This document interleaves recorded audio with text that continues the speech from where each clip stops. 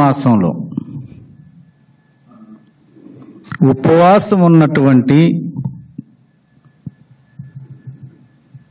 చాగమర్రిలో ఇమాం హుస్సేన్ అనేటువంటి వ్యక్తి పైన వైసీపీ గుండాలు దాడి చేసి గొడ్డలతో అతి కిరాతకంగా నరుకుతున్నటువంటి నేపథ్యంలో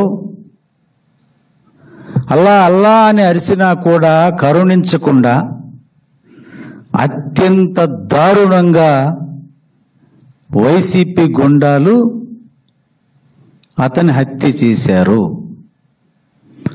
దీనిని ఈ రాష్ట్రంలో ఉన్నటువంటి ముస్లిం సమాజం మొత్తం కూడా ఇది తీవ్రంగా ఖండిస్తా ఉన్నది, వ్యతిరేకిస్తున్నది. ఈ అరాచకాలకు అడ్డుకట్ట వేయవలసినటువంటి అవసరం ఉన్నది. నిన్న గెద్దలూరులో ఒక గిరిజన బిడ్డ, ఒక ఎస్టీ మునేయుపై ఇదే రకమైనటువంటి పద్ధతుల్లో గొడ్డళ్లతో నరికి వైసీపీ గుండాలు హత్య చేసినటువంటి నేపథ్యం.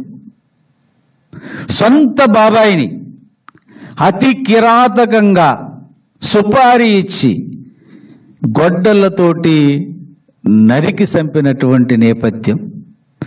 జగన్మోహన్ రెడ్డి చెప్పాడు మా బాబాయిని గొడ్డళ్లతో కిరాతకంగా నరికి చంపారని. దానికి దస్తగిరి అప్రూవర్గా మారి ఇది ఏదైతే వైఎస్ అవినాష్ రెడ్డి మాకు సుపారీ ఇచ్చాడని వాంగ్మూలం ఇచ్చినటువంటి నేపథ్యంలో మేము ఎలక్షన్ కమిషన్ వాడు మనవి చేస్తా ఉన్నాం, అయ్యా వీళ్ళు ఫ్యాన్ గుర్తు కాదు,